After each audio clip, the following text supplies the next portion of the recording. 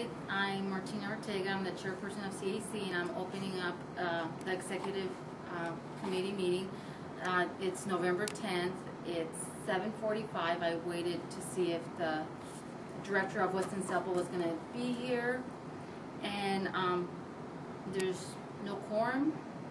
And like I said, this is not up to me to make a decision whether we're going to cancel the November 14th presentation meeting for transitions. The dates of the meetings and presentations were voted on in August, so and I try to have a standing committee meeting in October, but we didn't have a quorum there either. And the bylaws, the way the bylaws are written, it's really hard to get a quorum. And I'm going to open up to public comments. And who wants to go first? I'll go first. Mo Mendoza, OMSD board member, non-voting party, unfortunately. Per the CAC bylaws, section 5.2.5, I am asking the CAC executive committee to have Joan Riley removed as the West End WESELPA representative for the CAC due to her unethical and unprofessional manner that she is displaying regarding CAC members and parents, and not advocating and not seeking out community involvement. She's doing everything opposite of what Article 3 says that she is supposed to be doing. She's in clear violation. I'm suggesting that the San Bernardino County Superintendent, Dr. Thomas, is the WESELPA ex-official for the CAC.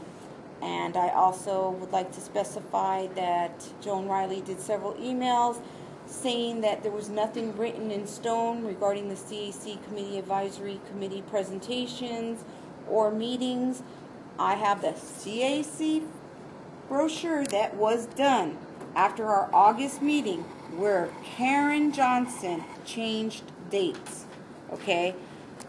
It used to be February 14th. It is now February 28th because we changed that because of Valentine's Day. We have the November 15th meeting that even specifies the transition. The October 18th one that says presentation, inclusion. It is for my child. During that one, we didn't know who the presenters were. We just did the flyer without putting the presenters like we have done in the past many times before. So she's in clear violation of everything, and I think it's time that the executive committee does something regarding this. And those are my public comments, and I don't think I went over 4 minutes. But we wouldn't know because we don't have the dinger with us the time. Anybody else? Rita Luke? Yes. Well, thank you. I'm glad to be here tonight. I'm really concerned about all the things that are happening and how difficult it is for the chair to try to do her job with all these wrenches that are being thrown in the system by the WESELPA administrator and the WESELPA staff, that instead of helping the CAC chair, they're actually hindering.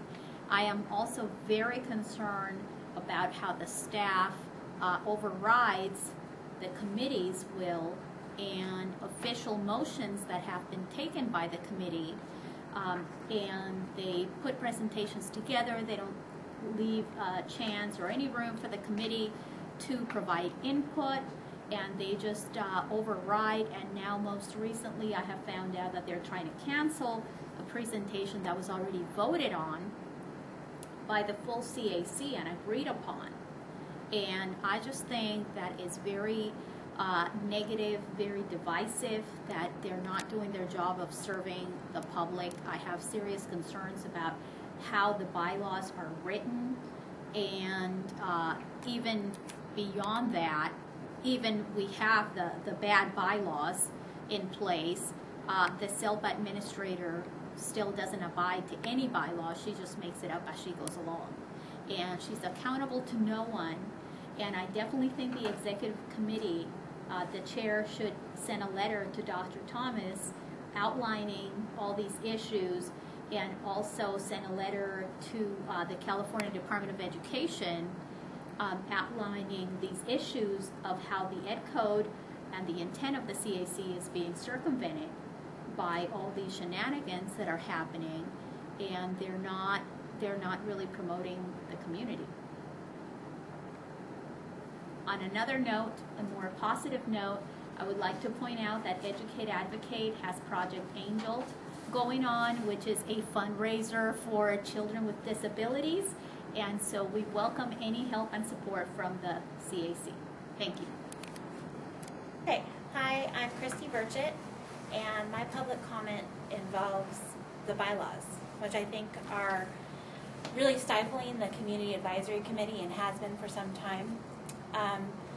In both April and May of the school year, there was not a quorum. There wasn't enough members to meet and to come together and decide on a presentation schedule for the new school year, for the business meetings for the new school year, which has greatly impeded the success of this school year,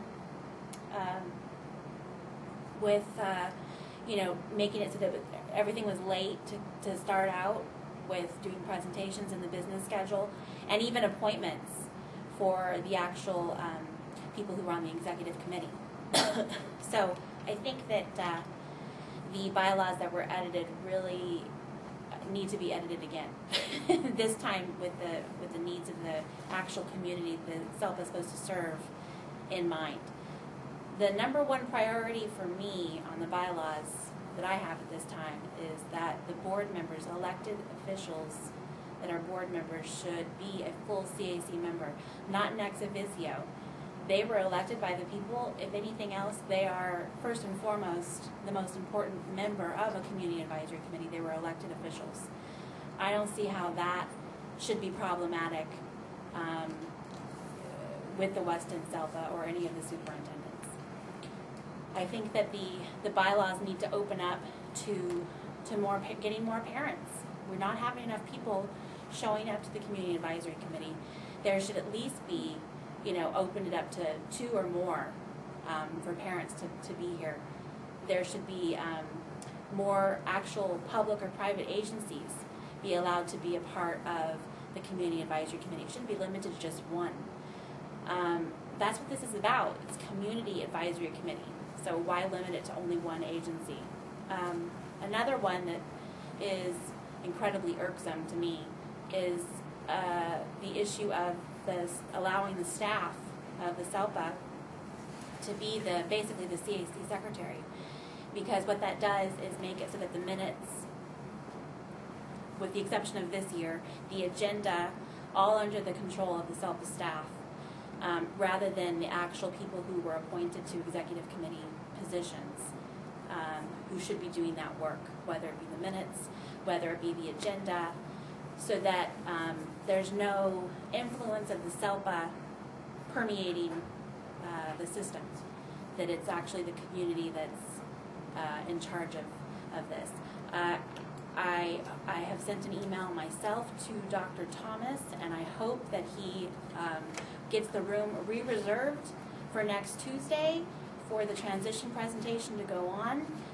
There was absolutely no call or reason to cancel it.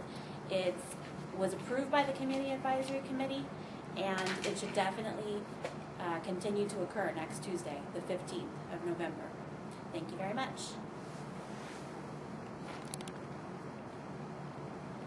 You can just close the flap too. That'll turn. I received a letter from a subdivision of the California State PTA, and it's for Hope Inc.